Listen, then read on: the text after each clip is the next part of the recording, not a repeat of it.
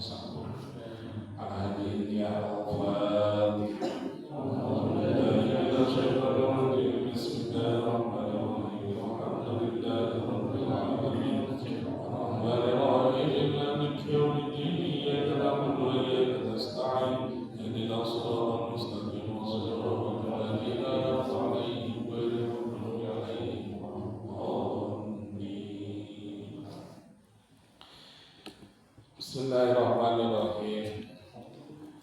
Bapak Ibu yang dirahmati Allah Subhanahu wa Ta'ala, minggu kemarin kita sudah menyelesaikan bab tentang silaturahmi atau silaturahim, yang saya rangkum lagi takut lupa bahwa bersilaturahmi tingkatan yang pertama itu kita mendatangi saat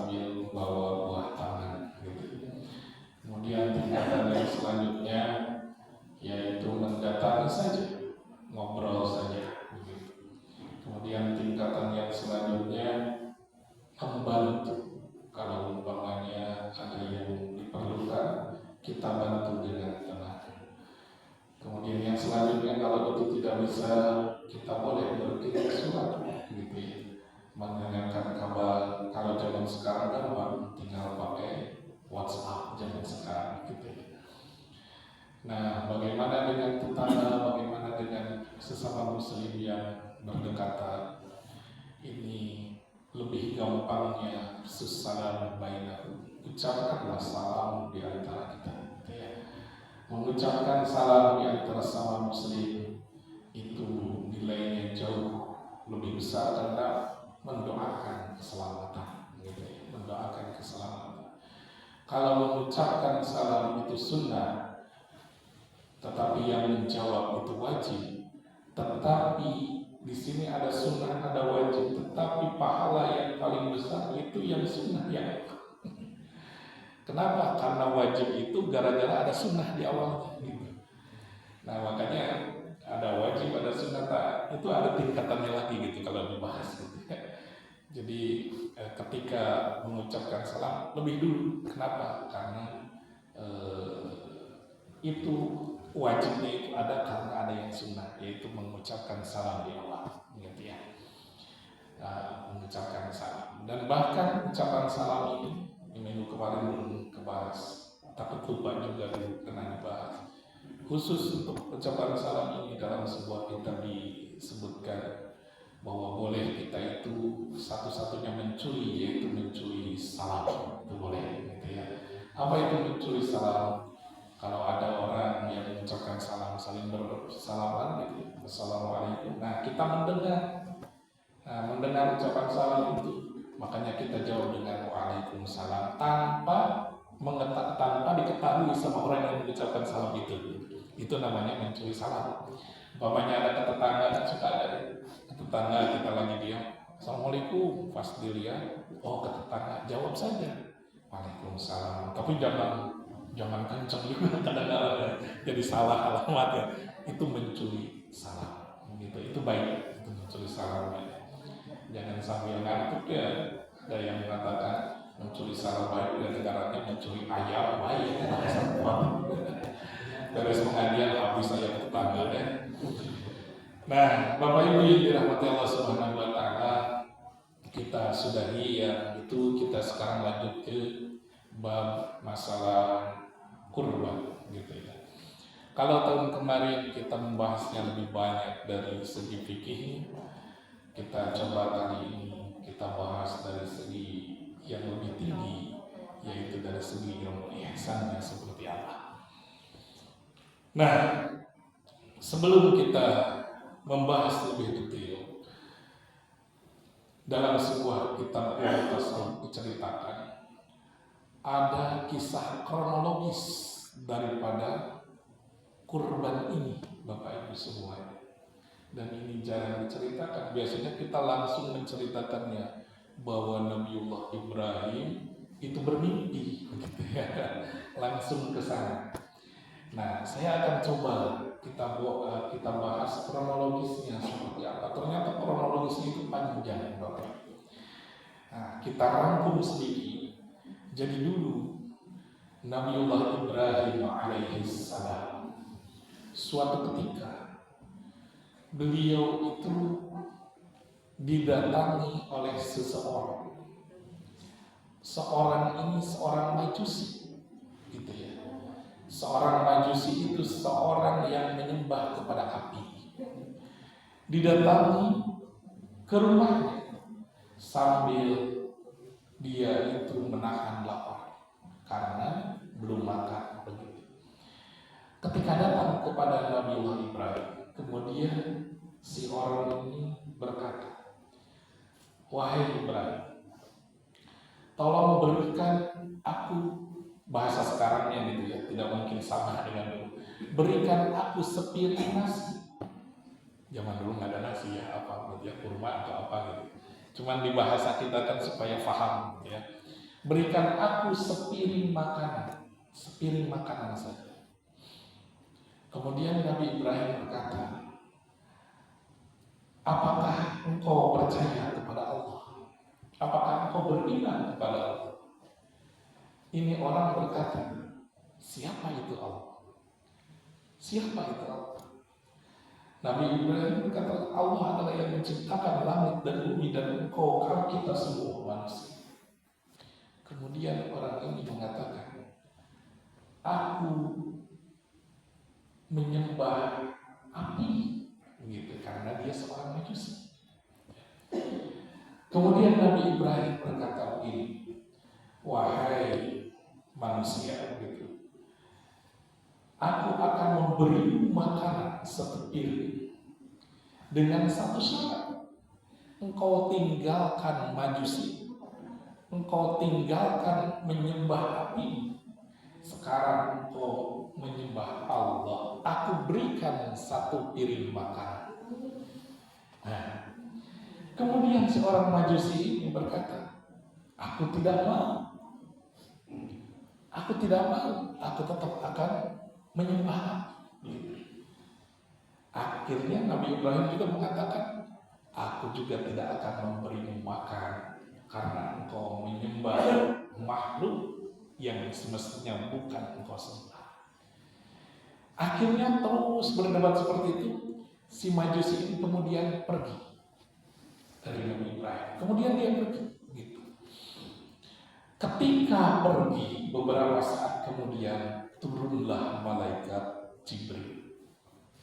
Malaikat kemudian menegur Nabi Ibrahim begini, wahai Ibrahim, Allah yang Maha Pengasih lagi Maha Penyayang di dunia ini memberikan rizkinya tanpa batas kepada siapapun, baik itu orang yang beriman ataupun tidak beriman. Tanpa batas Allah kasih, karena Allah punya sifat rahmat. Sedangkan engkau, wahai Ibrahim, karena dengan majusinya itu, sepiring saja engkau tidak berikan kepada orang itu. Bayangkan. Akhirnya Nabi Ibrahim mendengar itu, langsung lari beliau mencari orang Majusi itu, mengejar orang Majusi itu.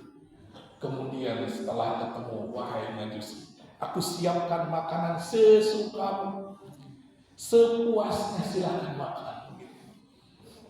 Karena itu, ya, ini satu riwayat.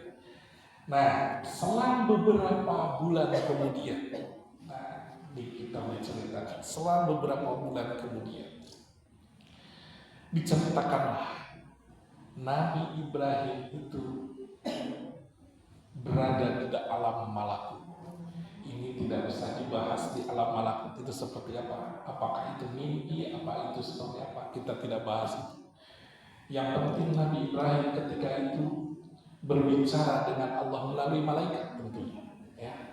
Begini pertanyaan dari malaikat kepada Nabi Ibrahim. Wahai Ibrahim, gitu. Ini pertanyaan Allah melalui malaikat. Wahai Ibrahim, bagaimana pendapatmu? Begitu. Ini masih ada kronologisnya dengan cerita yang sebelumnya, ya.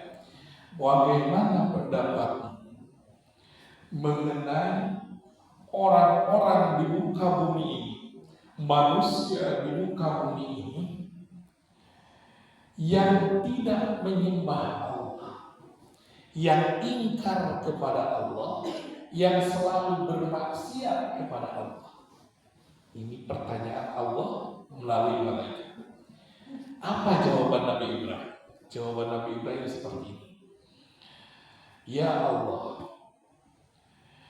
manusia yang seperti itu, manusia durhaka yang seperti itu, padahal Engkau yang menciptakan langit, bumi, manusia beserta isinya, rizkinya Engkau penuhi begitu.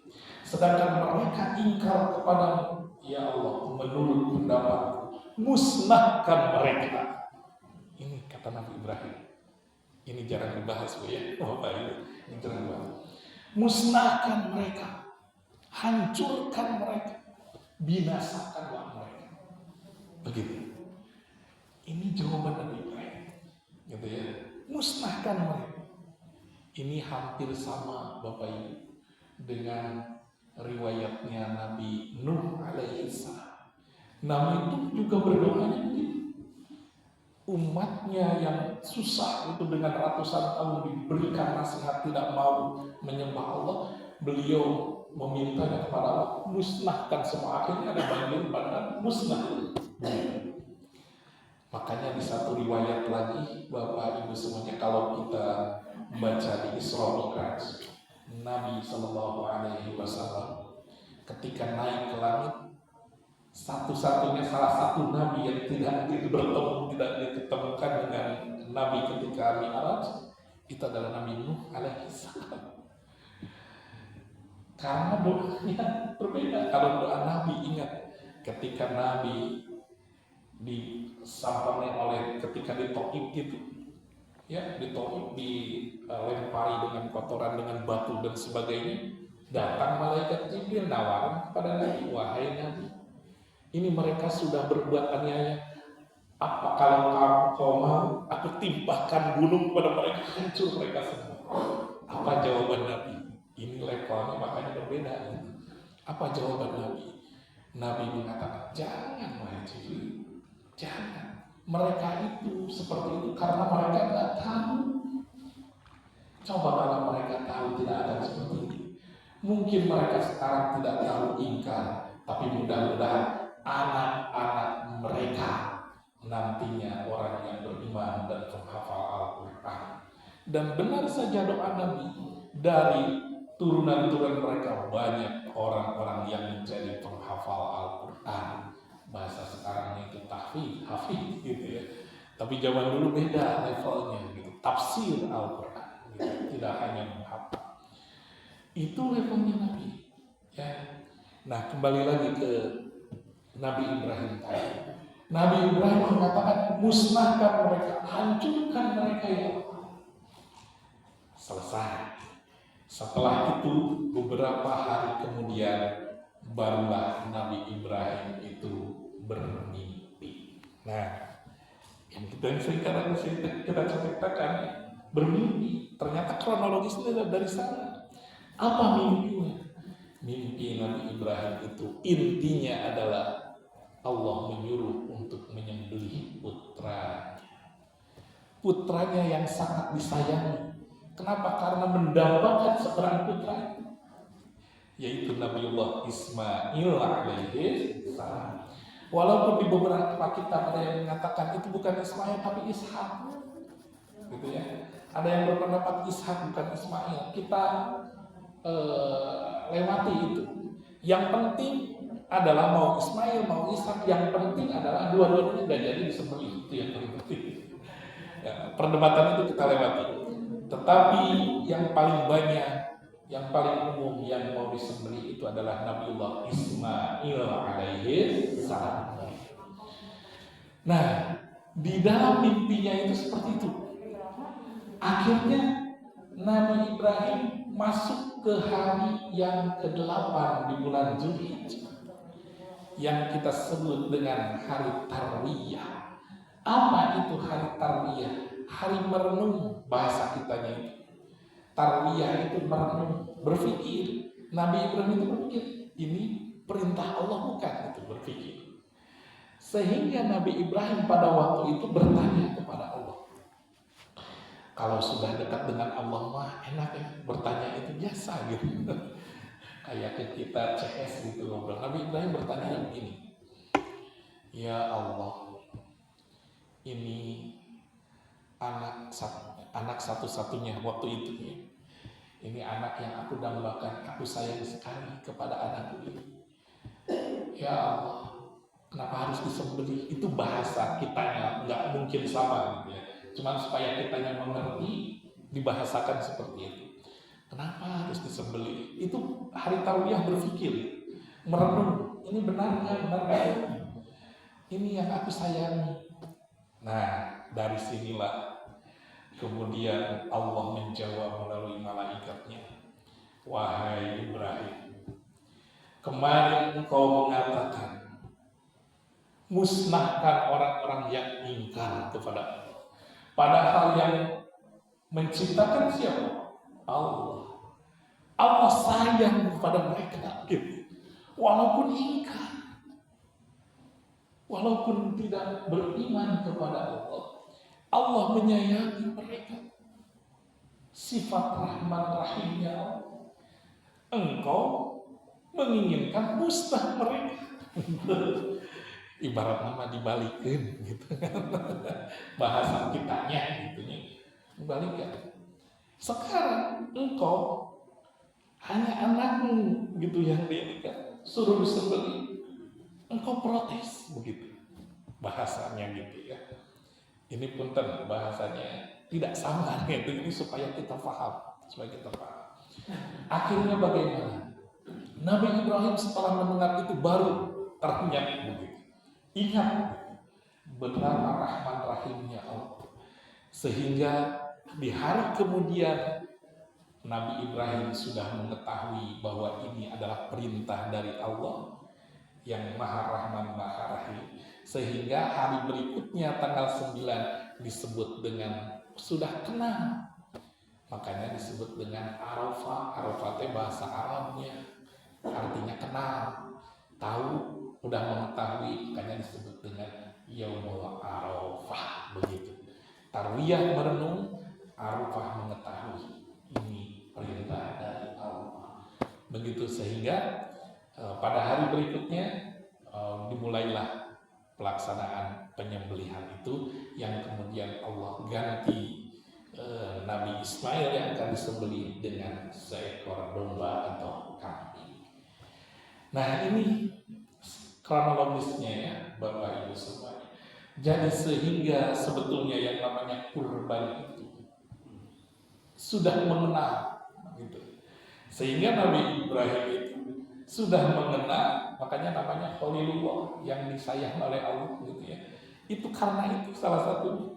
Dengan semenjak itu kurban itu, kemudian Nabi Ibrahim berubah. Berubahnya apa? Berubahnya sudah tidak ini lagi dengan yang ingkar.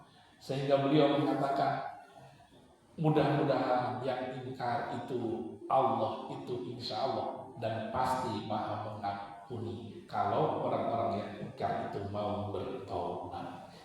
Dari sana begitu ya kronologisnya itu.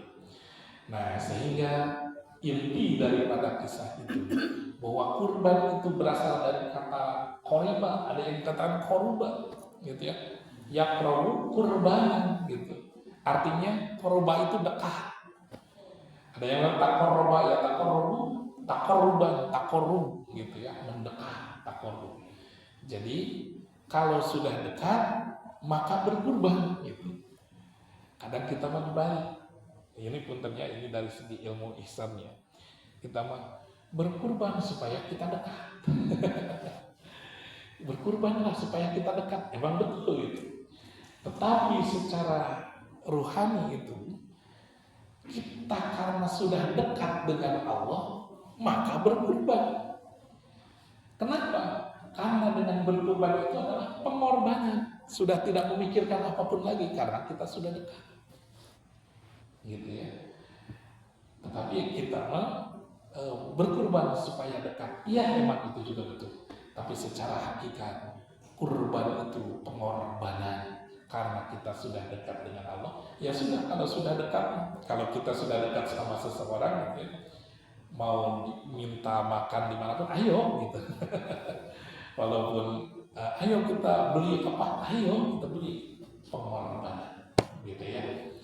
Nah Bapak Ibu yang dirahmati Allah Subhanahu wa taala, kurban ini diriwayatkan begitu ya. Disyariatkannya itu pada tahun kedua di bulan di tahun kehijriahan. Jadi hijrah Nabi tahun keduanya itu ada perintah kurban barengan dengan sholat Idul Fitri dan Idul Adha. Nah, kemudian ada hadis dari Sayyidah Aisyah radhiyallahu taala anha, ma'amila Adam yang menahar amalan ahabba ilallah ta'ala min iraqatid dam. Jadi tidak ada amalan Ibnu Adam pada hari raya yang paling dicintai Allah kecuali satu, yaitu iraqatid dam, mengalirkan darah. Yang itu maksudnya adalah kurban. Ibnu Abbas mengatakan begini, karena yang disukai paling dicintai oleh Allah itu adalah iraqatid dam, mengalirkan darah. Sehingga Ibnu Abbas mengatakan kalaupun tidak mampu untuk membeli seekor kambing umpamanya, maka alirkanlah darah iraqatid dam itu dengan apa menyembelih apapun itu, walaupun seekor burung, tapi bukan kurban. Ini iraqatid dam, mengalirkan darah. Supaya apa hikmahnya? Hikmahnya supaya yang pertama tadi iraqatid dam, yang kedua supaya kita tidak tomah. Naon tomah? Ngarep-ngarep. Coba orang di rumahnya heng di RU ieu itu motong sapi di rumah tadi jam 12 mana panitia makan arang ya siap itu. Supaya tidak tomah iraqatid dam gitu. Maksudnya potong di rumah, kalau punya ayam potong gitu. Ya salah satunya untuk apa? Supaya kita tidak tomah. Upamanya geus tomah teh macam-macam datangnya. Umpamanya dia jam 2, jam 11, jam 12 geus makan siang dia harus can dieu panitia teh. Salat heula we. Sabere salat can datang we. Kunaon ieu teh panitia? Geus ngadumel. Geus ngadumel. Jam 1 can we pamna teh teu balik panitia tuh kan. Jadi parah gitu. Jadi parah. Teuing panitia harus taruh harga begitu.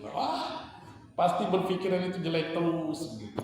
Untuk menghindari itu, makanya Ibnu Abbas mengatakan salah satunya itu iraqatid dam di rumahnya. Kartos ibunya, mudah-mudahan kartos gitu. Iya salah sawios ketika hari raya kurban, kalaupun kita tidak mampu iraqatid dam gitu ya. Iraqatid. Nah, Bapak Ibu yang dirahmati Allah Subhanahu wa taala. Kemudian apa hikmah daripada berkurban ini? Hikmahnya yang pertama adalah syukrullah ala ni'amihil muta'addidah. Itu bersyukur kepada Allah atas segala nikmat yang tidak terhitung. Bersyukur, ya salah satunya dengan berkurban. Kemudian kita sudah diberikan hidup dari tahun kemarin sampai tahun sekarang. Maksudnya dari Idul Kurban kemarin sampai Idul Kurban ini kita masih diberikan kehidupan. Maka salah satunya yaitu dengan berkurban. Dengan itu berkurban. Dari tahun ke tahun ya. Kemudian wali takfir sayyi'at. Kemudian untuk menutup kejelekan-kejelekan kita dan menambal kekurangan-kekurangan ibadah kita. Gitu ya. Ini ibaratnya sebagai tambalan, menambal gitu. Yang ini.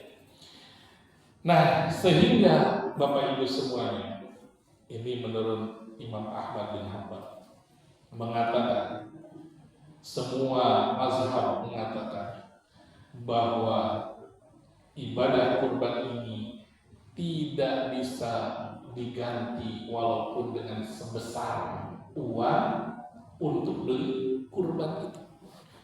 Umpamanya gini, kurban itu 3,5 juta gitu ya, 3,5. Saya tidak kurban, saya akan bersedekah saja ke masjid 3,5 juta begitu. Itu tidak bisa menutupi daripada kurban begitu. Itu maksudnya. Ataupun melebihi gitu kan, ataupun melebihi, sama. Itu lebih utama ibadah kurban karena ada waktunya kurban itu gitu ya, karena ada waktunya ya, ada waktunya. Nah, sehingga Bapak Ibu semuanya, ini dari segi fikihnya sedikit, ketika kita mengasihkan ke panitia gitu ya untuk pembelian hewan kurban dengan 3,5 juta umpamanya, kita titipkan saja, itu sudah sah. Titipnya gini, saya titipkan uang untuk membeli hewan kurban gitu ya, termasuk di dalamnya untuk transport, untuk apa dan apa di dalam, udah selesai. Jadi itu pun sudah aman, itu udah selesai, itu juga udah gitu ya. Karena untuk masalah jual beli ini, Bapak Ibu, ini sedikit saja supaya teringat dan mengingat. Ini diberikan keleluasaan yang lebih luas. Maksudnya apa? Kalau menurut Imam Syafi'i itu emang harus ada yang namanya ijab qabul. Tetapi menurut Imam Malik nggak perlu, nggak masuk ke dalam syarat. Contohnya gini, kadang kita kalau ke warteg atau ke nasi padang gitu ya, suka nasi padang. Kalau kita ke Padang, coba mau dengan apa? Ini. Dibayar lah atau dimakan lah? Makan bukan. Nah itu statusnya seperti apa itu sebetulnya? Statusnya dimakan dulu. Can dibayar sudah. Kalau secara ilmu ini gitu ya. Karena apa? Harus ada ijab qabulnya dulu, ini menurut Imam Syafi'i. Tapi alhamdulillah kita itu ada mazhab Imam Malik, tidak perlu. Asalkan apa? Asalkan kita menjamin kita itu tidak akan lari umpamanya. Itu nggak masalah, nanti di akhir kita tanyakan berapa. Itu pun tidak apa-apa. Ya. Ataupun di pembelajaran online kan jarang ya. Nampi abdi barangna jarang gitu ya. Dan nyanggakeun abdi artosna jarang gitu. Tetapi kita alhamdulillah gitunya ada mazhab Imam Malik yang tidak mempersyaratkan yang namanya ijab qabul. Gitu. Nah, makanya kalau lebih lebih bagus, lebih afdolnya kita gitu ya, karena sudah tahu ilmunya, ketika mau check out gitu kita niatkan dalam hati bermazhab kepada Imam Malik gitu. Jadi enak kalau dengan ilmu gitu ya, untuk lebih afdolnya begitu. Nah, Bapak Ibu yang dirahmati Allah Subhanahu wa taala, kemudian ini Nabi dulu berkurbannya itu suatu ketika dengan dua domba. Yang satu Nabi berkurban untuk dirinya dan keluarganya. Yang satu lagi Nabi berkurban untuk umatnya, kita termasuk umatnya. Gitu. Nah inilah yang menjadi dalil bagi sebagian kita gitu, yang mengatakan, kan sering ada yang mengatakan nggak apa-apa satu untuk sekeluarga.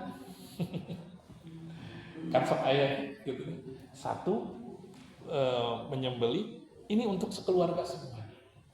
Nah tetapi imam mazhab yang empat sepakat ini adalah kekhususan untuk Nabi, begitu. Itu kekhususan untuk Nabi. Kenapa? Karena di riwayat yang lain,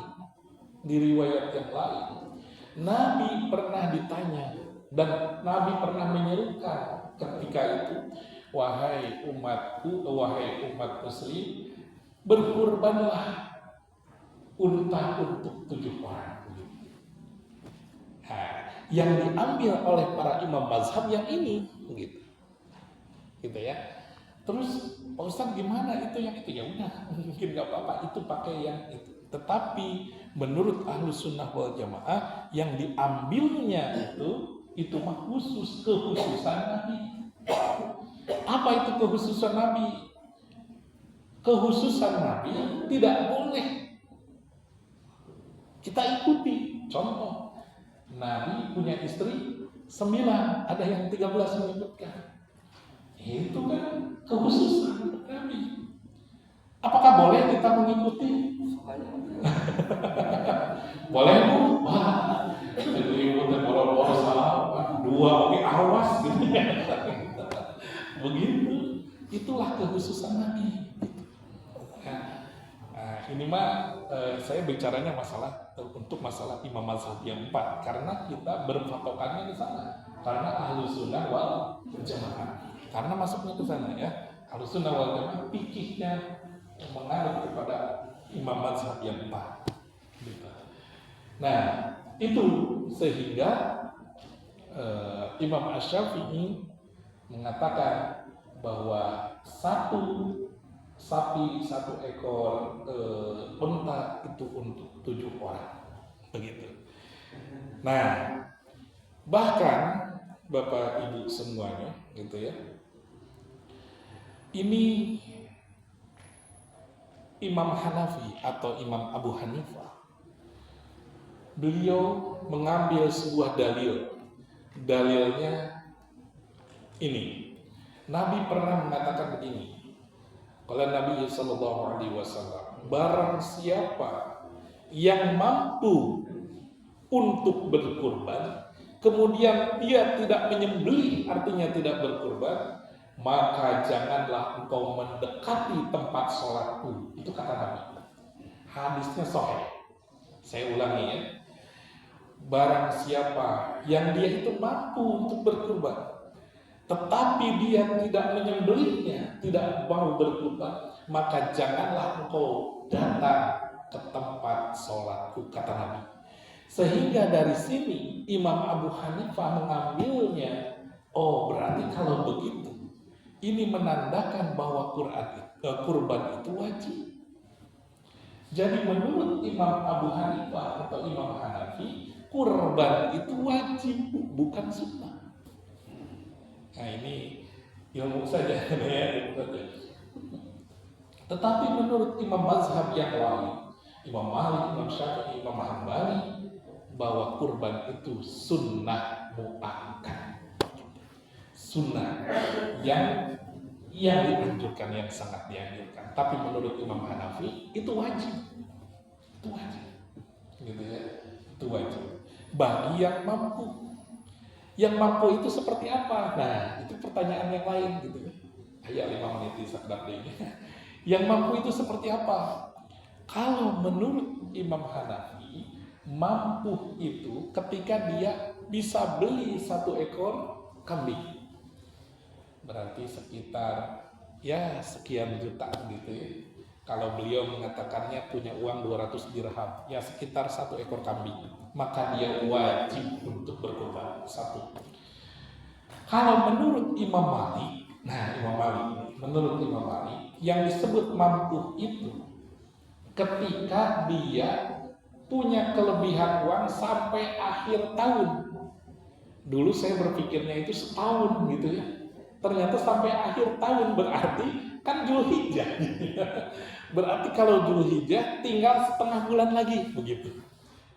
Nah, kelebihan uang untuk sampai 1 tahun akhir, sampai akhir Dzulhijjah itu ada nih uang. Tidak akan kekurangan, maka itu sudah dianggap mampu menurut Imam Malik. Bahkan menurut Imam Malik mengatakan ini hampir sama dengan Imam Hambali. Walaupun berutang, asalkan yakin dia nanti ada untuk membayarnya, itu dianggap mampu. Gitu ya. Itu dianggap mampu.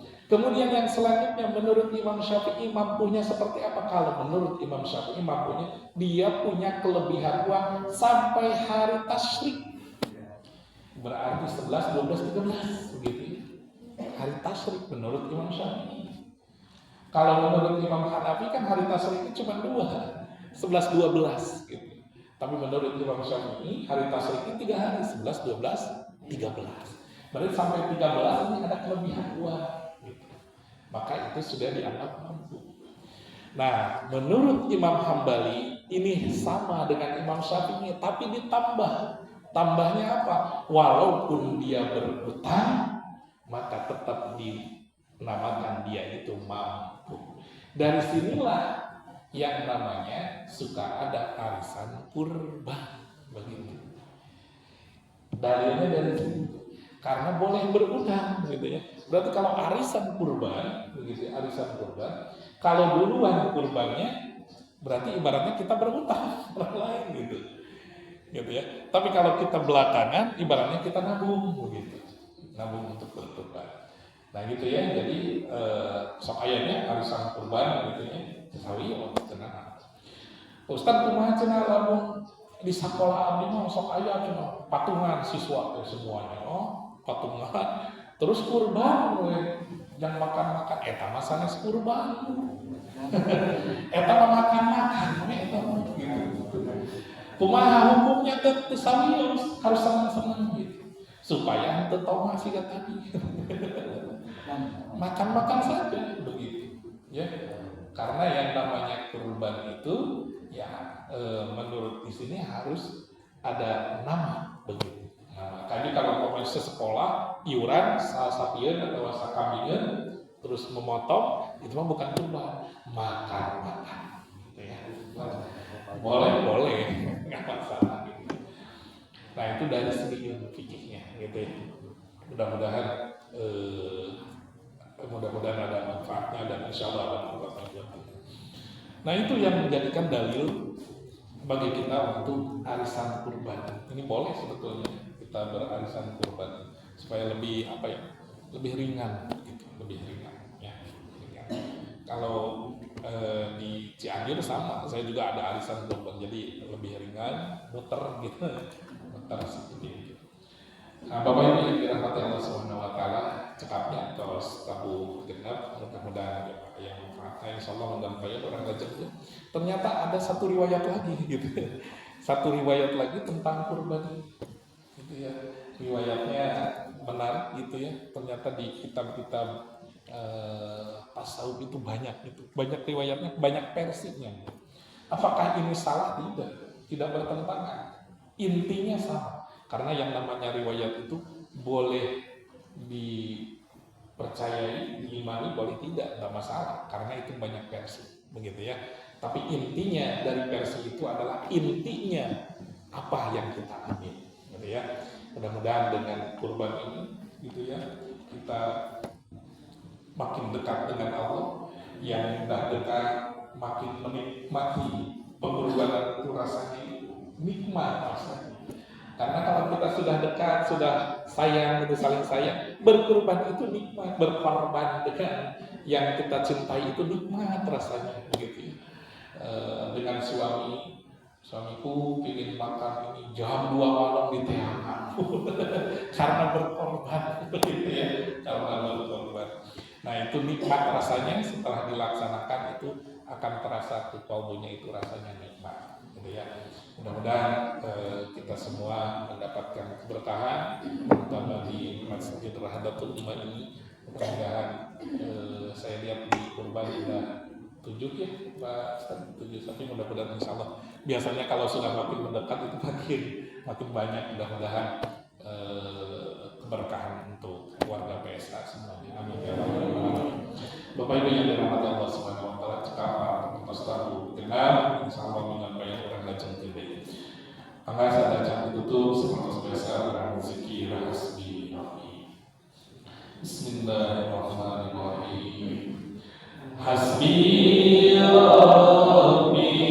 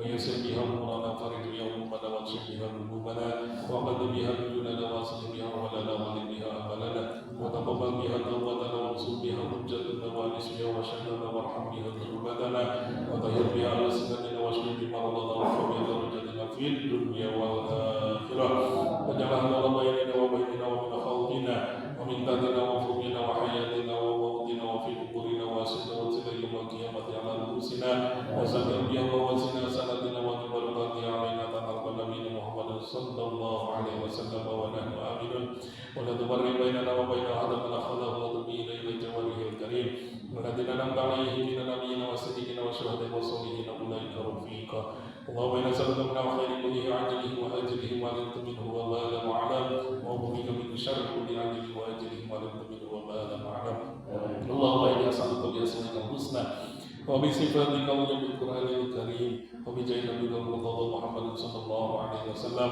وبأعمال الصالحات حسن مقاصدنا. Maka terjadi saya hajat masing-masing. Ya Allah, ya Allah.